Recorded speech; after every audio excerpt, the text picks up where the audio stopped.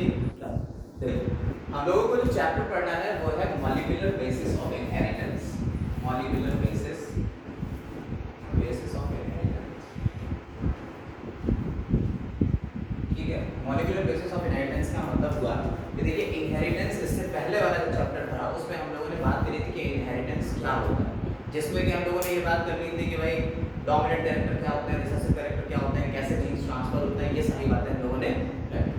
अब इस चैप्टर में हम लोग ये बात करेंगे कि वो मॉलिक्यूल कौन है जिनके जरिए ये कैरेक्टर एक जनरेशन से दूसरी जनरेशन में ट्रांसफर होता है, ठीक। तो हम उन मॉलिक्यूल्स के बारे में बात करेंगे। तो सबसे पहले हम ये छोटी मोटी बात कर लेंगे कि डीएनए क्या होता है, आरएनए क्या होता है, फिर हम एक सर्च करेंगे, मतलब कि एक पूरा एक्सपेरिमेंट्स के थ्रू हम ये सर्च करेंगे कि जेनेटिक मटीरियल है कौन, ठीक।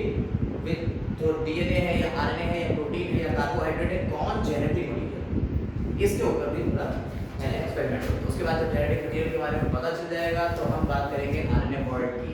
आरएनए वर्ड क्या था, मतलब कि एक ऐसा ज़माना भी था कि जब आरएनए भी मतलब लाइन करता होगा और वो ट्रांसफर करता होगा कैरेक्टर्स को, कोई ऐसा ज़माना भी था क्या?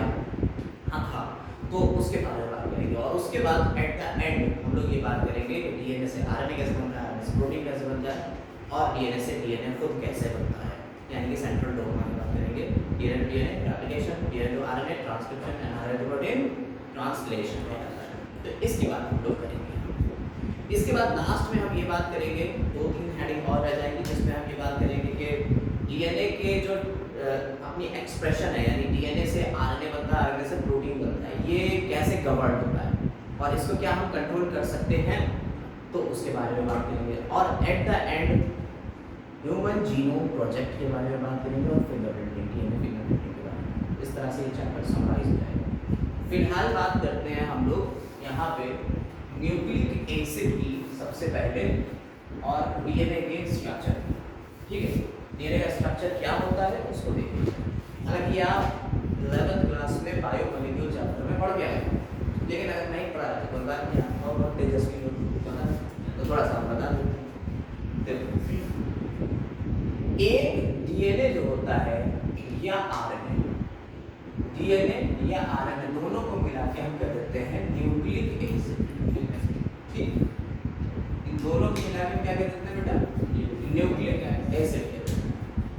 ये एसिडिक होता है नेचर में, इसलिए एसिड कहते हैं, ठीक है। डीएनए के ऊपर नेगेटिव चार्ज भी होता है, दिखाएंगे कैसे होता है, ठीक। अब डीएनए और आरएनए जो न्यूक्लिक एसिड है, ये है क्या basically, it is the polymer of nucleotide. ये क्या है, ये है पॉलीमर किसका, ऑफ न्यूक्लियोटाइड।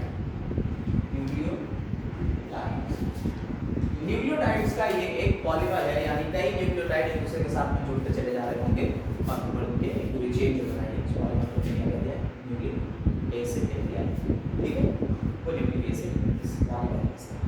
तो न्यूक्लियोटाइड्स खुद में मिलके बने होते हैं दो चीजों से, इसको लिख के रखिएगा, ठीक है। न्यूक्लियोटाइड्स खुद में मिलके बने होते हैं दो चीजों से, न्यूक्लियोसाइड्स और फॉस्फोरिक एसिड। न्यूक्लियोसाइड्स और फॉस्फोरिक एसिड के मिलके बने हुए हैं ये। फॉस्फोरिक एसिड यानी H3PO4। स्ट्रक्चर आपको पता ही है कि PO4 लगेंगे और H3 हो गई, ठीक है।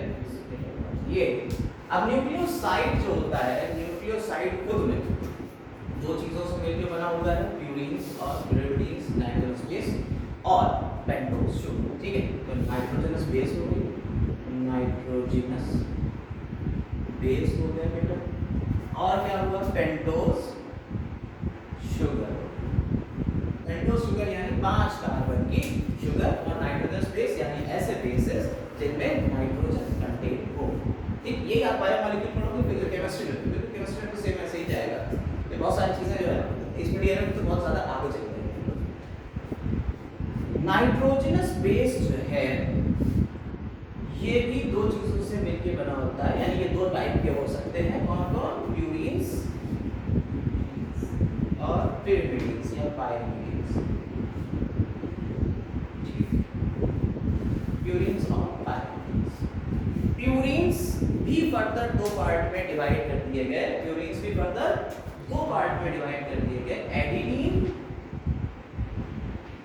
और गुआनिन। और पाइरिमिडीन फर्दर 3 पार्ट में डिवाइड किए गए, थाइमीन, साइटोसिन और यूरेसिल। अब मसला ये आएगा अभी कि कौन डीएनए बनाएगा कौन आरएनए बनाएगा, उसके बारे में बात करेंगे, लेकिन थोड़ी देर में। प्यूरीन्स जो होते हैं ये डबल रिंग स्ट्रक्चर होते हैं, जिस तरीके से नाइट्रोजन इसमें लगे होते हैं यहाँ पे, ठीक है, ये एक बॉन्ड हो गया, ये एक बॉन्ड हो गया, ये एक बॉन्ड हो गया, इस तरह से ऑल्टरनेट बॉन्ड हो जाएंगे यहाँ पे, ये कुछ इस तरीके से प्यूरिटी। अब क्या होता है प्यूरीन्स में, ऐसे बना दिया, इसमें O लगा दिया, एक O इधर लगा दिया, तो फिर ये एडेनिन बन गया, एक में CH3 लगा दिया, तो इस तरह से एडेनिन गुआनिन के स्ट्रक्चर हो जाएंगे। लेकिन हम उनके स्ट्रक्चर्स की बात अभी यहाँ नहीं करेंगे, बायोमोलिक्यूल कर लेते हैं, यहाँ बस आपको जनरल रख के दिखते हैं। पिरिमिडीन्स जो होते हैं ये सिंगल चेन स्ट्रक्चर है, देखो ऐसे देखेंगे आप, एक नाइट्रोजन लगा हुआ है, ये एक नाइट्रोजन लगा हुआ है, ये सिंगल चेन, ठीक है, ये भी इसमें ऑल्टरनेट डबल सिंगल बॉन्ड, ठीक। तो ये आपका पिरिमिडीन हो गया, ये प्यूरीन हो गया। इसमें कितने 9 कार्बन होते हैं, इसमें 9 नंबर है, नंबर कितने हैं 9, 1 2 3 4 5 6 7 8 9, देखो 1 2 3 4 5 6, या यहाँ से देखो इसमें ऐसे 1 2 3 4 5 6 7 8 9, ठीक है, ये 9 नंबर इसमें 6 होंगे, 1 2 3 4 5 6, ठीक है, ये 6 नंबर, क्लियर। हम यहाँ थाइमीन, साइटोसिन और यूरेसिल की बात करेंगे, बट एक मिनट बाद पहले हम लोग पेंटोस शुगर की बात करते हैं कि पेंटोस शुगर का स्ट्रक्चर कैसा होगा। 5 कार्बन की शुगर है, इसलिए पेंटोस शुगर कह रहे हैं, जिसमें बायोमोलिक्यूल जुड़ा होगा वो जानता होगा। अगर ये तो बना ही दिया था आपने फॉस्फोरिक एसिड का, ठीक। पेंटोस शुगर दो तरीके की होती है, एक होती है राइबोस और दूसरी होती है डीऑक्सीराइबोस। यानी राइबोस तो है दोनों ही, लेकिन ये भाई साहब डीऑक्सी वाले हैं, थोड़ा सा इसमें ऑक्सीजन की कमी है। राइबोस का स्ट्रक्चर अगर आप देखिए तो भाई साहब ये कुछ ऐसा है, पेंटोस यानी 5 कार्बन वाली, देखो 5 कार्बन दिख रहा है, नहीं दिख रहा है, 1 2 3 4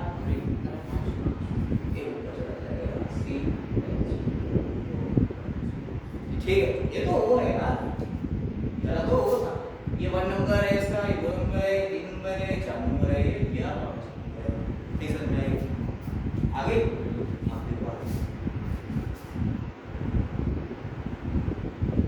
सेम इधर भी है, सेम सी इधर भी। अच्छा इधर थोड़ा हाइड्रोजन लगा के माहौल बनाते हैं और जला देते हैं, तो नंबर आपको पता चल गया।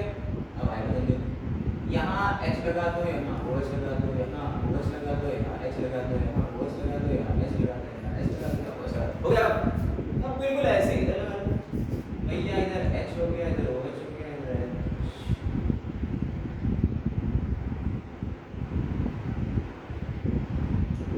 CH2OH, ठीक है बच्चा। तो इन दोनों में फर्क क्या है? अभी हमने कहा डीऑक्सी का फर्क है, दूसरे नंबर वाले कार्बन से एक ऑक्सीजन कम हो जाएगी, नहीं समझ में आया बेटा?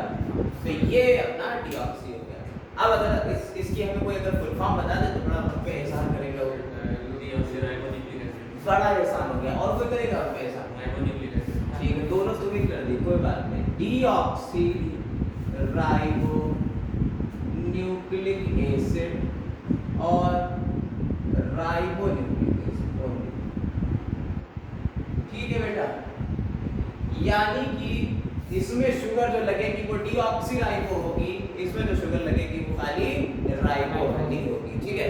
यानी कि हम लोग यहाँ से डिफरेंशिएट कर सकते हैं थोड़ा सा डीएनए और आरएनए में, अगर कोई तुमसे डिफरेंशिएशन पूछे ये कौन क्या है आप इजीली बता सकते हो। तो यार इसमें डीऑक्सीराइबो शुगर होती है, उसमें खास क्या है, मेलोडी में खास क्या है? मेलोडी में खास ये है कि आप ऑक्सीजन नहीं है भाई साहब, ऑक्सीजन ना होने से पता है इसमें ऑक्सीजन ना होने से क्या हुआ, इस शुगर के पास ऑक्सीजन नहीं है, ऑक्सीजन होती है रिएक्टिव ग्रुप और ऑक्सीजन रिएक्शन बहुत तेज कर जाती है।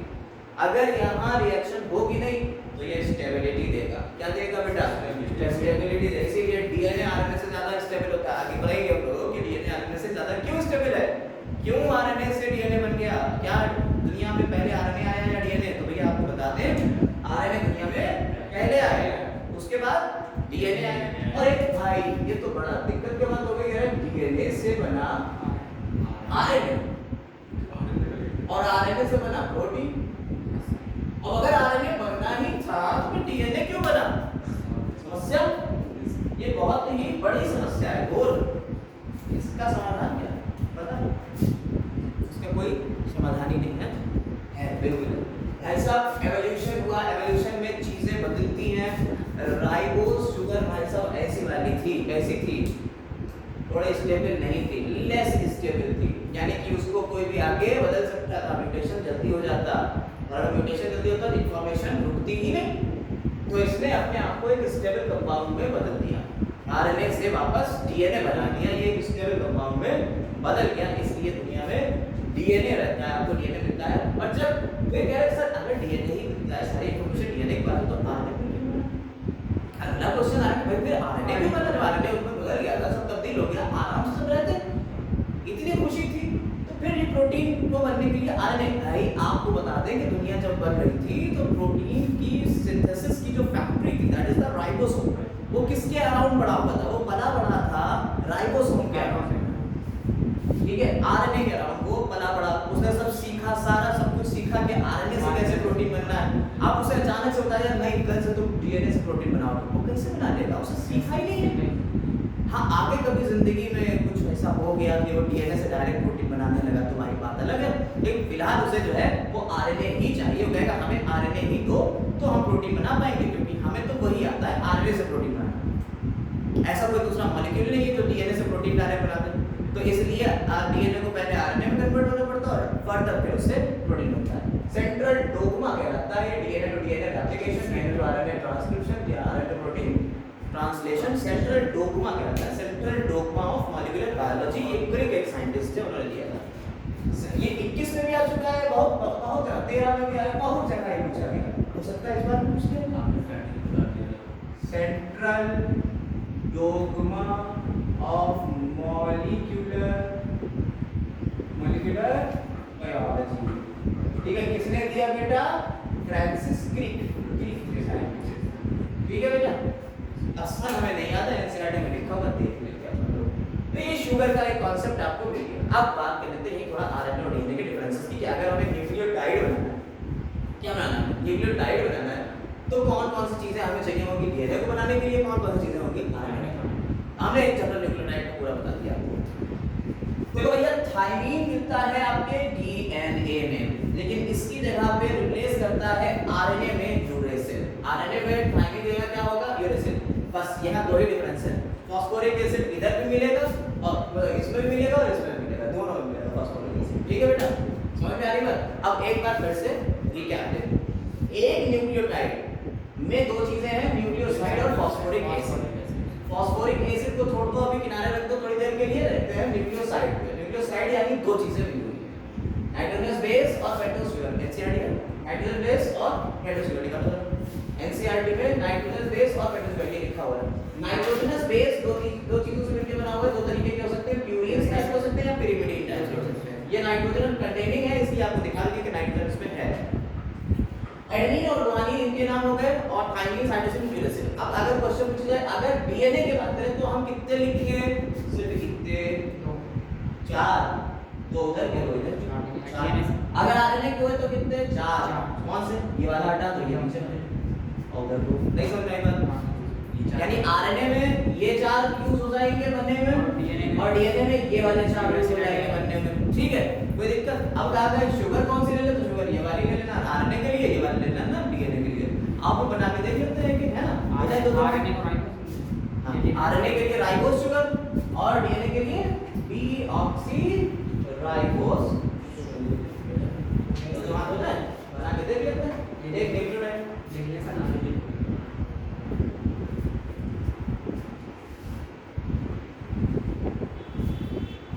यहाँ यूरेसिल लिख लेना, किसके लिए? यूरेसिल लिख गया हमारा आरएनए के लिए, यहाँ आरएनए लिख लेना या डीएनए लिख लेना। अब ये न्यूक्लियोटाइड बनाना है, तो एक न्यूक्लियोटाइड में क्या क्या होना चाहिए? एक न्यूक्लियोटाइड में होना चाहिए हमारे पास एक शुगर, एक फास्फोरिक एसिड और एक कोई भी नाइट्रोजनस बेस। न्यूक्लियोटाइड बहुत बड़ी चीज थोड़ी है बना। एक शुगर ले लो भैया, हम डीएनए वाला बना लेते हैं क्या, तुम्हें पूरा ना लगे, थोड़ा पूरा ना लगे डीएनए। अब यहाँ हो गया पहला कार्बन, ये दूसरा कार्बन, ये तीसरा कार्बन, चौथा कार्बन, ये हो गया पांचवा कार्बन, ठीक बेटा।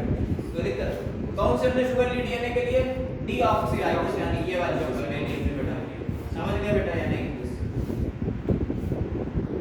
नहीं समझे तो ये कोई बात नहीं, ठीक है। अब यहाँ बेटा ले लेते हैं प्यूरिन, प्यूरिन कोई भी ले लो या पेरिमिडिन कोई भी ले लो। हम यहाँ नाइट्रोजन बेस, हम यहाँ इस कंट्रोवर्सी को गोली मार रहे हैं, हम यहाँ सीधा लिख के दे रहे हैं एडिनिन। एक गोला बना दिया, हमारे सारे अपने डिब्बे पे बनाए दिया, एक गोला बना दिया, समझाने के लिए सबको एक गोला से दिखा दें एनसीईआरटी इधर हो जाए। अब इसमें तुम्हारा एक OH ग्रुप होगा या हाइड्रोजन होगा, तो ये इसके साथ में पानी निकल जाएगा, वाटर निकल जाएगा, एक बॉन्ड बन जाएगा, ठीक है। जब बॉन्ड बन गया तुम ये बस इतना याद रखो कि बॉन्ड बनता है। अब तुम्हारे लिए तो मॉलिक्यूलर बायोलॉजी तुम इससे बड़े स्टूडेंट तो तुम है ना, उसी तरह शरीर जो अब पीएचडी के स्टूडेंट तुम मॉलिक्यूलर, तुम्हें पूरा मॉलिक्यूलर बायोलॉजी पता है कि कैसे होगा, ये दवाई से होगा, बात करा बन गया बॉन्ड।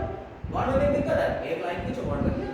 नाम रखना, क्या नाम रखेंगे बेटा इसका, ग्लाइको एसिडिक बॉन्ड। अब क्वेश्चन क्या है कि अगर ये प्यूरीन होता तो, और ये कौन से कार्बन से जुड़ा है, कौन सा नंबर का कार्बन है, फर्स्ट कार्बन, जो शुगर का पहला नंबर का 1 डिग्री कार्बन। प्यूरीन अगर होता, अगर ये क्या होता प्यूरीन, तो उसके 9 नंबर से जुड़ता, और प्यूरीन होता तो 3 नंबर से जुड़ता। प्यूरीन होता तो 9 नंबर के, आपको दिखाया 9 नंबर में नंबरिंग कर दी थी 1 2 3 4 5 6 7 8 9, उसके 3 नंबर से जुड़ जाता है। वो एडेनिन की जगह थाइमिन, थायमिन और साइटोसिन में से कोई नहीं समझ आएगा, हाँ तो गया नहीं आया होगा तो कोई बात नहीं, इससे बस जाते एक बॉन्ड बन गया। या याद रखना कि शुगर कौन सा, शुगर का कौन सा कार्बन, पहला कार्बन जो है शुगर का वो नाइट्रोजनस बेस से जुड़ेगा। क्वेश्चन ये ज्यादा पूछा जाता है कि शुगर का कौन सा जुड़ेगा, ये लिखा जाता है कि नाइट्रोजन बेस का कौन सा जुड़ेगा, ठीक। शुगर वाला ये पहला वाला अभी है ना, इसको हटा देते हैं। अब हम आते हैं इसमें फास्फोरिक एसिड, ये क्या बन गया बेटा, एक न्यूक्लियोसाइड बन गया।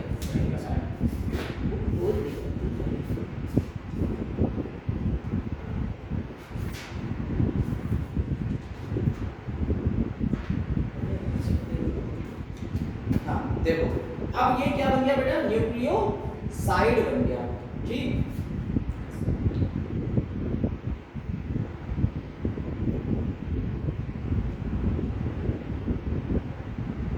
देखो यहाँ पे structure of nitrogenous polynucleotide chain यहाँ पे है, ठीक है। ये स्ट्रक्चर देखा तो कह रहे हैं 3 कंपोनेंट है, नाइट्रोजनस बेस हो गया, पेंटोस शुगर हो गया, और एक फॉस्फेट ग्रुप हो गया। 2 type of nitrogenous base, purine और pyrimidine हो गए। कह रहे cytosine is common for both DNA. आपने देख लिया साइटोसिन, यहाँ जो हमने लिखे थे उसमें आपने देखा साइटोसिन दोनों के लिए कॉमन था, चाहे इधर ऊपर थायमिन था नीचे यूरेसिल था, थाइरोसिन दोनों के लिए कॉमन था, चाहे डीएनए हो चाहे कोई बात नहीं, साइटोसिन दोनों के लिए कॉमन है। हाँ थायमिन का प्रेजेंट होता है तुम्हारा डीएनए में, यूरेसिल प्रेजेंट होता है आरएनए, ठीक बच्चा। अच्छा एक छोटा सा पॉइंट समझ लो, एक जो पॉइंट है बड़ा बढ़िया, एक क्वेश्चन एक बार पूछ लिया गया, कहने लगे थायमिन का दूसरा नाम बताओ, थायमिन का दूसरा नाम बताओ, ठीक है। थायमिन का दूसरा नाम जो होता है याद रखना, एनसीईआरटी में क्या है, छुपा हुआ है 5 मिथाइल यूरेसिल।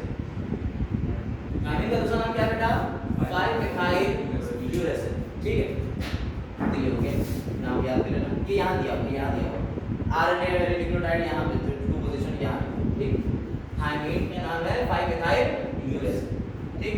अब ये क्या बन गया, ये न्यूक्लियोसाइड बन गया हमारा, क्या बन गया बेटा, न्यूक्लियोसाइड बन गया।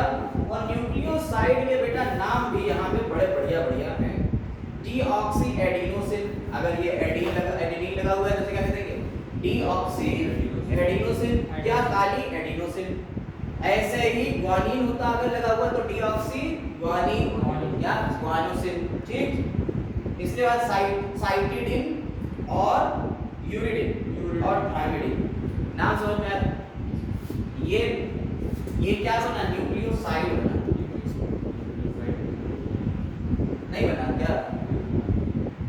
न्यूक्लियोसाइड। ये न्यूक्लियोसाइड जो बना है, न्यूक्लियोसाइड ये तुम्हारे कौन कौन से होगा? अगर एडेनिन लगा होगा तो इसे क्या कह देंगे? एडिनोसिन। अगर ग्वानिन लगा होगा तो उसे क्या कह देंगे? थाइमिन लगा होगा तो थाइमिडीन, और यूरेसिल लगा होगा तो यूरिडिन, और साइटोसिन लगा होगा तो साइटोडिन। हम यूरेसिल की बात यहाँ क्यों नहीं कर रहे? क्योंकि हम बाइसेप कर रहे हैं डीएनए वाले न्यूक्लियोटाइड की बात।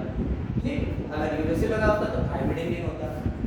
नहीं समझ में आई बात? तो न्यूक्लियोसाइड समझ में आ गया बेटा? हाँ बेटा, अरे बनाते चलो, रुको मत।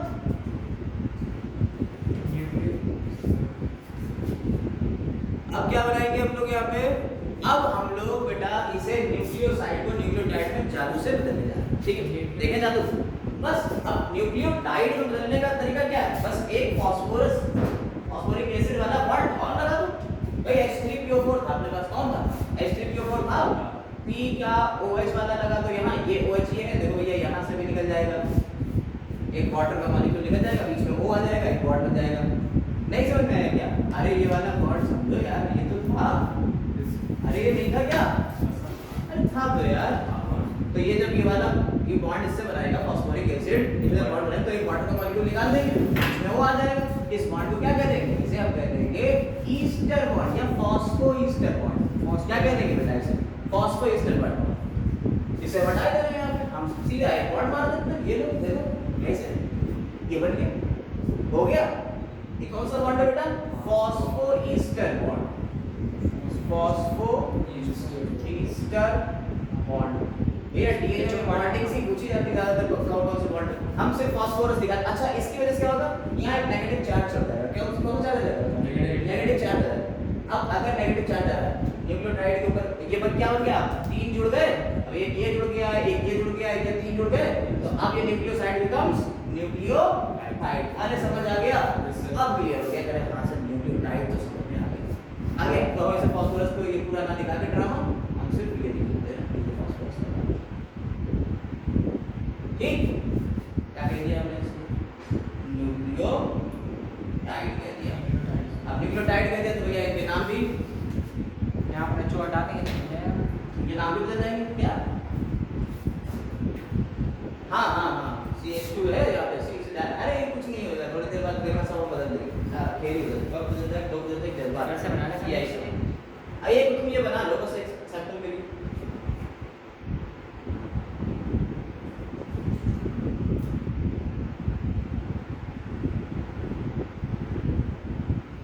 तो ये डीऑक्सी न्यूक्लियोटाइड हो गया, ठीक है।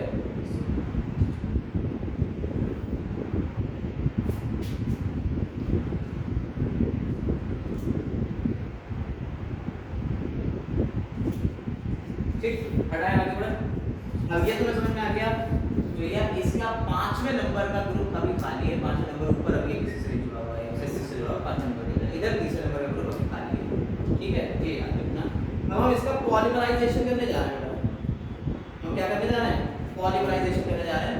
पॉलीमराइजेशन का मतलब अभी हमने आपको क्या बताया? न्यूक्लिक एसिड क्या है? It is the polymer of nucleotide. एक न्यूक्लियोटाइड तो आपने देख लिया बड़ा खूबसूरती से पूरा। ये अब ये जो एक न्यूक्लियोटाइड है, इसी के जैसे दो तीन और बना ले। ये देख लिया ये सब, तो इसी के जैसे दो तीन और बना ले तो मजा आ जाएगा, सारी चीजें ही सॉर्ट आउट हो जाएंगी। हटा दे इसको यहाँ से। बॉन्ड समझ आ गया? फॉस्फोईस्टर एक न्यूक्लियोटाइड था बेटा, तो फॉस्फोईस्टर है। अभी आ जाएगा पूरा डीएनए तो आ जाएंगे फॉस्फोडाइस्टर बॉन्ड। ठीक है, अभी देखते हैं कौन सा है।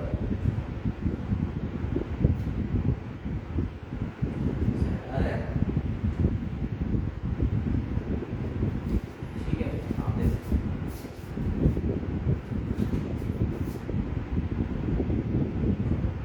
एक और बना लेना। ठीक, एक और एक ऊपर बना देते हैं, पूरे हो जाएंगे चार के चारों। एडेनिन ग्वानिन साइटोसिन चार हो जाएंगे ना। ग्वानिन जोड़ दो, सबसे ऊपर एडेनिन जोड़ दो, ग्वानिन हो गया, इधर थाइमिन जोड़ दें, इधर साइटोसिन जोड़ दो। बड़ा बड़ा बना अब इधर क्या हुआ, इधर आपने इस वाले से जोड़ा था फास्फोरस, इस वाले से जोड़ा था फास्फोरस, इस वाले से जोड़ दो फास्फोरस, इस वाले से जोड़ दो फास्फोरस। ये भैया न्यूक्लियोटाइड तैयार है अपने, अब हमें क्या करना है, हमें बस इनका क्या करना है, पॉलीमराइजेशन। ये तो सब मोनोमर है, सब अलग अलग ही तो है, ये सब अलग ही अलग तो है, ये सब मोनोमर है। अब इनको क्या करना है, पॉलीमर बदलना है। पॉलीमर बदलने के लिए क्या करेंगे, अरे भैया इस फास्फोरस के बाद भैया एक और OH में तो पड़ा हुआ था खाली, अरे याद नहीं है क्या, तो एक OH खाली पड़ा था, यहाँ भी तो एक OH खाली पड़ा हुआ था तीसरे नंबर पे, नहीं याद है क्या, शुगर में जाकर देख लो, OH खाली था यहाँ पे भैया, तो जब OH था तो इस OH से ये OH मिल जाएगा, फिर वाटर निकल गया, फिर एक बॉन्ड बन गया, इसका बॉन्ड यहाँ पे बन गया, ठीक, फास्फोरस के साथ नहीं बना क्या, अरे बन तो गया यार, बिल्कुल बन गया, लो बन गया, तो लो ये लो ये लो ये लो, नहीं समझ में आ गया, अरे समझ में आ गया।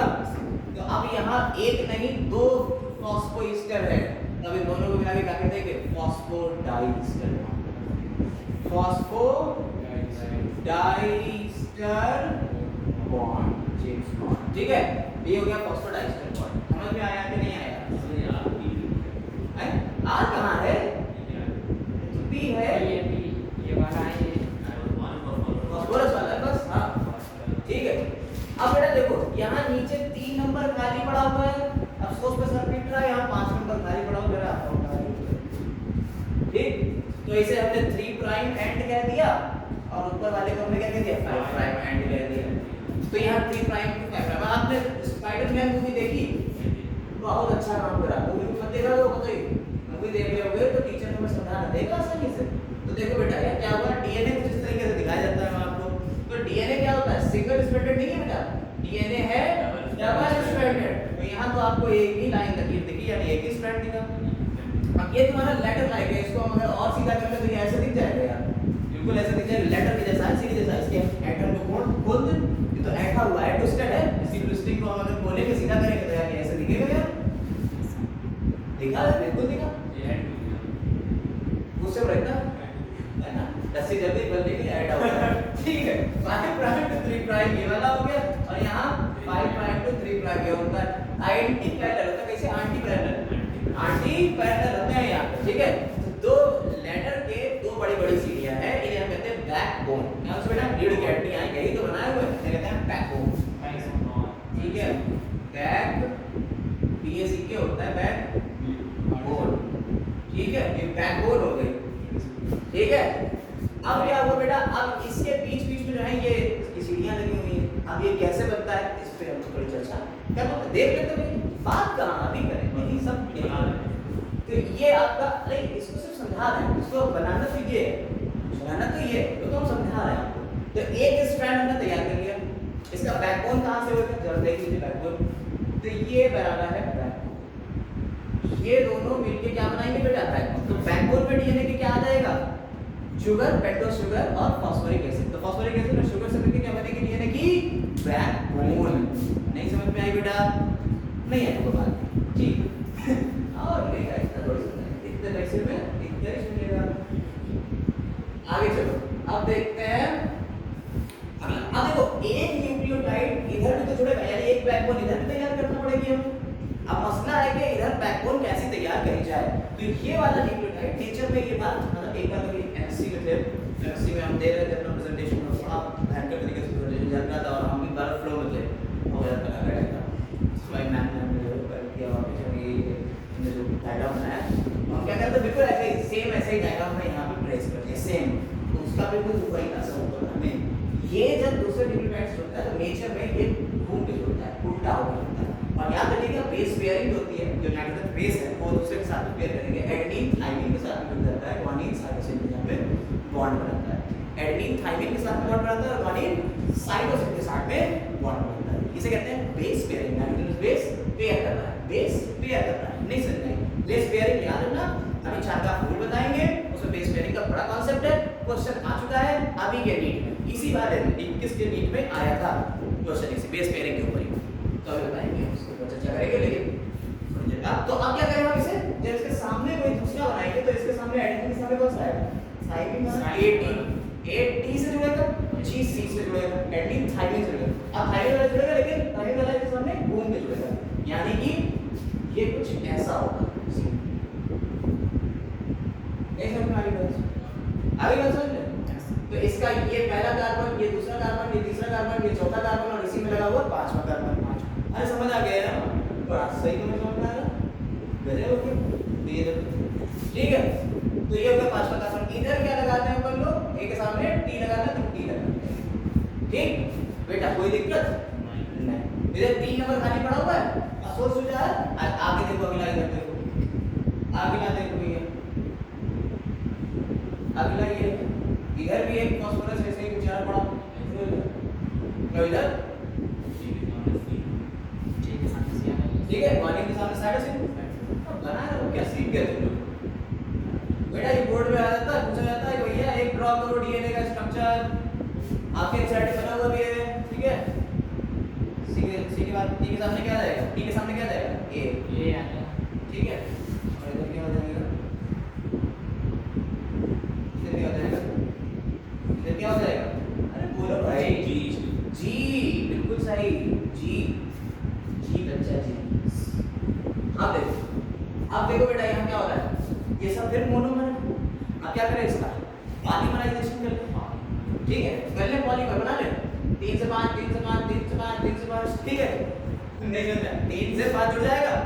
अरे भाई इसका 3 नंबर, इसका 5 नंबर, इसका 3 नंबर, इसका 5 नंबर, इसका 3 नंबर, इसका 5 नंबर, इधर 3 नंबर खाली, तो ये बन गया 3 प्राइम। ये कौन सा बन गया बेटा, 5 प्राइम, ठीक। 2 लेटर तैयार है, अभी लेटर आपस में कौन जुड़ेगा, कौन लिंक करेगा, कौन लिंक कर रहा है, वो है हाइड्रोजन बॉन्ड्स। ए के साथ में टी डबल बॉन्ड, जी के साथ में सी ट्रिपल बॉन्ड, ए के साथ में टी डबल बॉन्ड, जी के साथ में सी ट्रिपल बॉन्ड, और ये हो गए कौन से, hydrogen bond. So there are 3 types of bond present in DNA. पूरा हो गया डीएनए में, नहीं बना क्या, अरे ये एक देखो, ये पूरा लेटर दिया था क्या, ये फ्लैग बोल है ना, ये फ्लैग बोल है ना, ये बीच वाली कौन सा है, हम जिसका तो बीच वाले छोटे छोटे बॉन्ड्स कौन बना रहा है, ये बना रहा है हाइड्रोजन बॉन्ड।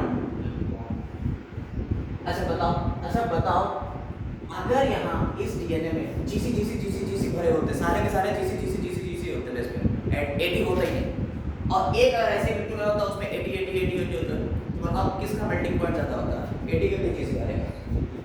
जीसी वाले का होता है यार 3 बॉन्ड है, यार 3 बॉन्ड हो जाता, अरे यार कैसे होगा तुम, हैं जीसी वाले का ज्यादा होता भाई, तो 3 बॉन्ड लगे हुए हैं, ये तो एक तो सिर्फ जीसी एक तो सिर्फ ऐसे 80 है, तो भाई 80 के बीच में डबल बॉन्ड है, उसके बीच में ट्रिपल बॉन्ड है, किसका मेल्टिंग पॉइंट ज्यादा होगा, जीसी वाले का, नो डाउट, ठीक है। ऐसा क्वेश्चन आ चुका है। अब बेटा आगे बढ़े, आगे बिल्कुल बना ले। अब देखो इसमें आगे की तरफ थोड़ा सा ये बता दें इसके बारे में कोई जानकारी, क्योंकि अब चारगांव रूल के बारे में थोड़ी सी बात करेंगे। देखो हमने कहा भाई साहब हमारा डीएनए बहुत बढ़िया, हमारा डीएनए बहुत बढ़िया, ठीक। ये हो गया डबल स्ट्रैंडेड डीएनए 5 प्राइम। अच्छा डबल स्ट्रैंडेड, क्या सिंगल स्ट्रैंडेड डीएनए भी होता है क्या, सिंगल स्ट्रैंडेड डीएनए भी होता है क्या दुनिया में, क्या तुमने कभी सिंगल स्ट्रैंडेड डीएनए देखा, नहीं देखा। चलो देखो भाई 5174 पॉलीफेज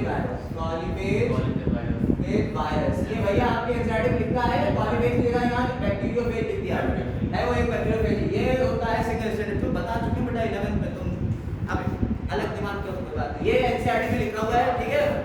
5174 पॉलीफेज वायरस, ये है सिंगल स्ट्रैंडेड डीएनए, क्लियर।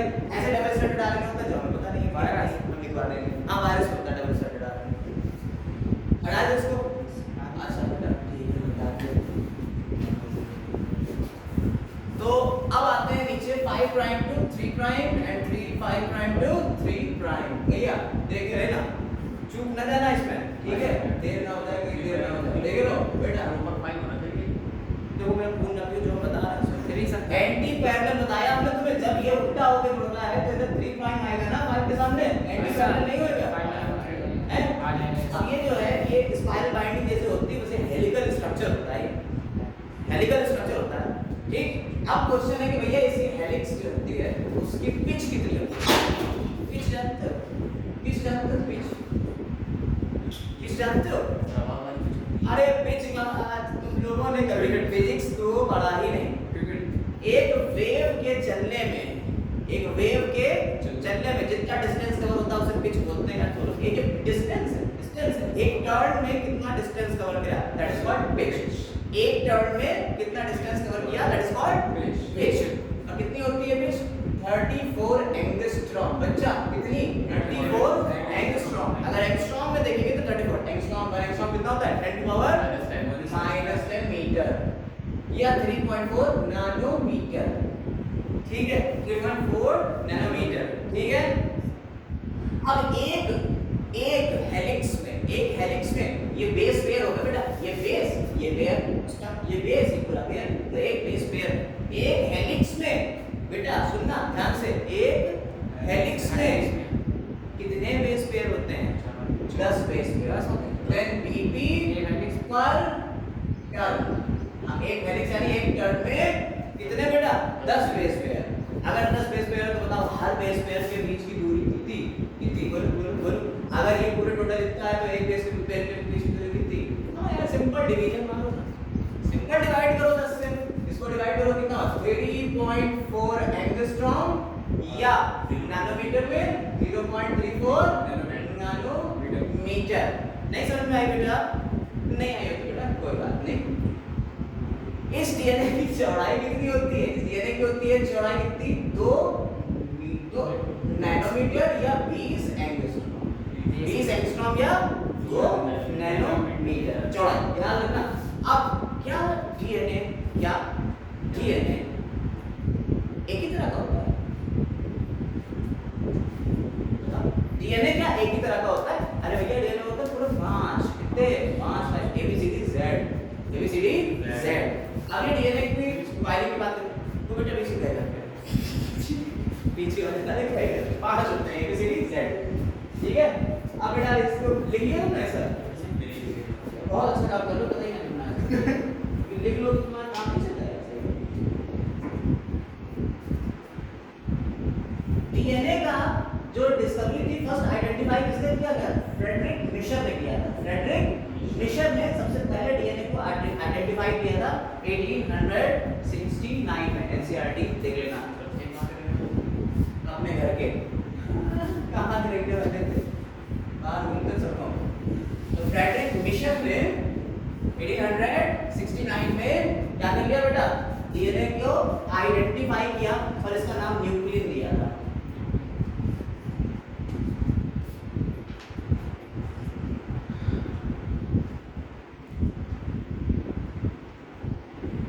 तो ये याद रखना, फ्रेडरिक मिशर जो थे उन्होंने 1869 में डीएनए को आइडेंटिफाई किया था। क्या करा था बेटा? आइडेंटिफाई। और बेटा इसका नाम क्या किया था? न्यूक्लियन नाम रखा था। ये जो पूरा बवाल है, ये कैसे आपको समझ में आ गया? ये किसने बताया था? ये थे कौन? वॉटसन, जेम्स वॉटसन और फ्रांसिस क्रिक। वॉटसन ने बताया, अरे वो वाले वॉटसन नहीं थे, Watson and Crick. Watson and Crick ने एक्सरे क्रोमैटोग्राफी या एक्सरे क्रिस्टलोग्राफी के थ्रू इसको बताया। और एक्सरे क्रिस्टलोग्राफी का डेटा किसने प्रोड्यूस किया था? विल्किंस और फ्रैंकलिन ने। एक्सरे क्रिस्टलोग्राफी का डेटा किसने करा था? विल्किंस और फ्रैंकलिन ने। नाम क्या था इनका? विल्किंस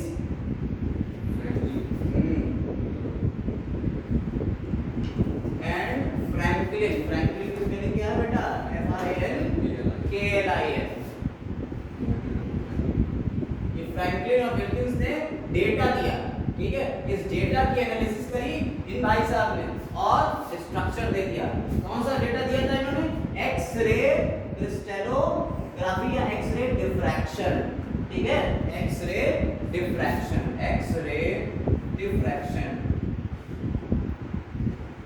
ठीक है, इस डेटा को एनालाइज करके इन्होंने पूरा स्ट्रक्चर बताया।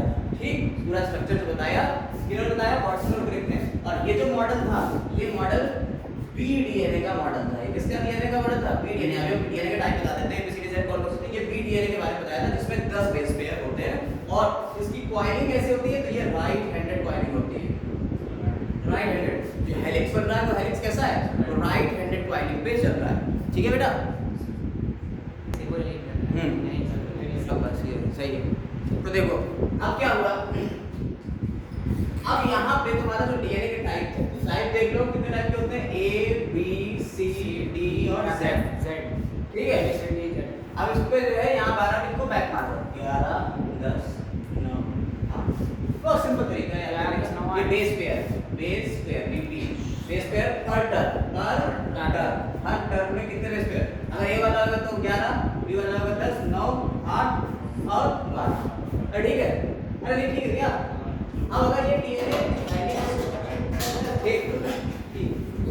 डीएनए जो है जब ये हेलिक्स बना रहा है, तो हेलिक्स बनाने में क्या होता है, ये ऐसे राइट हैंडेड कॉइलिंग कर रहा है ऐसे ना, ये कॉइलिंग में ये एक एंगल के ऊपर कॉइलिंग कर रहा होगा, एक एंगल के ऊपर, कितने एंगल के ऊपर कॉइलिंग करता है, 36 डिग्री के एंगल पे कॉइलिंग, याद रखना 36 डिग्री के एंगल के ऊपर ये कॉइलिंग होती है।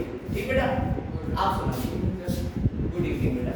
अब देखो आगे क्या हो रहा है, अब यहाँ जो है कॉइलिंग जो राइट हैंडेड है कि लेफ्ट हैंडेड है, देखो बाकी सब तो सीधे हाथ पे चलेंगे, ये हमारा Z डीएनए बाएं हाथ पे, ठीक है सर, ये बाएं हाथ पे, ये लेफ्ट हैंडेड कॉइलिंग करता, बाकी सब राइट हैंडेड कॉइलिंग चलेंगे। तो बताओ अच्छा, अब पता चला कि वर्ड सर्टिफिकेट में कौन से डीएनए के बारे में बात करी होगी, वर्ड सर्टिफिकेट में बी डीएनए के बारे में बताया, बाकी साइंटिस्ट जो आते हैं अलग अलग से आए होंगे उन्हें इसके बारे में बताएगा। अब आ रहा है 4 ग्राफ रूल, कौन है बेटा, 4 ग्राफ, CHARGAFF, 4 ग्राफ। इन्होंने कुछ रूल दे दिए, इन्होंने कहा कि जितने प्यूरिन होते हैं, purine is equal to pyrimidine, ठीक है, A plus T upon G plus C is equal to, कैसे क्या होता है, ठीक है, हाँ, और ये सॉरी क्या ये होता है कांस्टेंट, कांस्टेंट, ये हर स्पीशीज के लिए अलग अलग होता है, कांस्टेंट रहता है।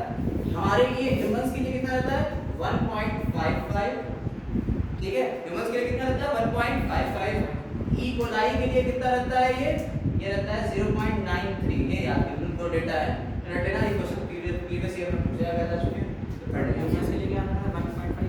हां, एडेनिन का कंसंट्रेशन ऐसे नीचे लगा है, थाइमिन के कंसंट्रेशन बराबर ग्वानिन के कंसंट्रेशन साइटोसिन के कंसंट्रेशन के बराबर होता है। ये सब 4 का रूल ही है, अलग अलग पॉइंट है, पहला पॉइंट, दूसरा पॉइंट, तीसरा पॉइंट। ये सर ये क्या लिखा है इसके A plus T upon G plus C is equal to constant. For human it is 1.55, for E. coli it is 0.93। ठीक, E. coli के लिए इसके नीचे बोला है, कॉन्टैक्ट कीजिए। अब एक क्वेश्चन देखो, जो नीट में क्वेश्चन आया था उसी टाइप का एक क्वेश्चन बता देना। कह रहा है कि भाई आपके पास एडेनिन जो है, अगर एडेनिन की कॉन्सेंट्रेशन 15% है तो बताओ थाइमिन कितना होगा, पूछ रहे हैं थाइमिन की कॉन्सेंट्रेशन, सॉरी साइटोसिन की कॉन्सेंट्रेशन पूछने कितनी होगी।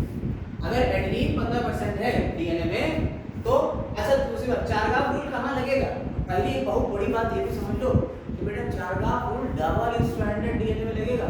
अगर डीएनए डबल स्ट्रैंडेड है तभी ये फॉलो करेगा 4 ग्राफ रूल, वरना नहीं कि वैसा 5176 पॉलीफेज प्लांट सिंगल स्ट्रैंडेड उसमें हो करना कोई नहीं, डबल स्ट्रैंडेड ये फॉलो करेगा, ठीक है 4 ग्राफ रूल।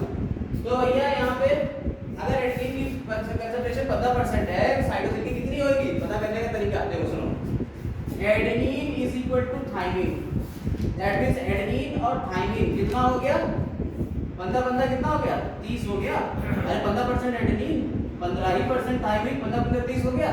अब बचे हुए कौन होंगे, guanine is equal to cytosine, ये दोनों मिला के 100 माइनस 30 यही तो होगा, यानी 70 हो जाएंगे ग्वानिन और साइटोसिन। और एक आपको पता है guanine is equal to cytosine, guanine is equal to cytosine, तो भैया दोनों का कितना बराबर बराबर 35 और 35 समझ में आया, तो साइटोसिन कितना हो जाएगा, कितना तो इजी था यार, ऐसा क्वेश्चन आया था, समझने वाले समझ जाते, नहीं समझने वाले अपना ऐसे बैठे रहते, 4 नंबर मिल जाते हैं, नहीं इतना सा काम करते हैं, ठीक, कोई दिक्कत नहीं। डीएनए के बारे में फिलहाल में ये जानकारी रखना काफी सही रहेगा। और एक ये यहाँ पे स्ट्रक्चर दिया हुआ है, आप इसको देख लीजिएगा, क्योंकि स्ट्रक्चर बिल्कुल वही है डीएनए डबल स्ट्रैंडेड वाला स्ट्रक्चर यहाँ दिया हुआ है, आप इसको बना लीजिएगा, यहाँ वाला भी स्ट्रक्चर देख लीजिएगा, ठीक है, कोई दिक्कत। प्रेडिक्ट के बारे में अब पैकेजिंग कैसे होती है डीएनए की, डीएनए आरएनए से कैसे डिफरेंट है, ये सारी चीजें हम लोग कल इसकी बात करेंगे, डीएनए आरएनए के डिफरेंस की और पैकेजिंग की बातें हम लोग क्या करेंगे, अब कल करेंगे। यहाँ के लिए बस इतना ही रखना है।